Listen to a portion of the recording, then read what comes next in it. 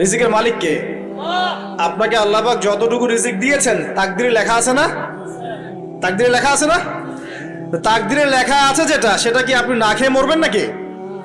যদি আপনার তাকদিরে থাকে যে আপনি 50 বছর বাঁচবেন আর 50 বছরে আপনি 500 মণ চাল খাবেন, কথার কথা, ওই চালের এক দানা বাকি থাকতে আপনি মরবেন? মরবেন না। তাহলে রিজিক কি আমার সাথে সম্পৃক্ত না আল্লাহর সাথে সম্পৃক্ত? এই বিশ্বাসটা করতে হবে। তো দাঁড়িয়ে রাখলে কি মেয়েরা পছন্দ করবে না নাকি? বলেছে যে বিয়ে করবো না দাঁড়িয়ে রাখলে, এমন কথা বলেছে? যদি কোনো মেয়ে এরকম কথা বলে, ওই মেয়েকে বিয়েই করার দরকার নেই আপনার।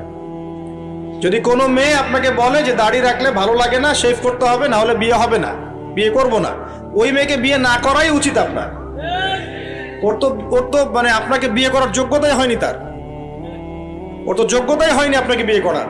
সে তো দাড়ি নিয়ে প্রশ্ন তুলছে।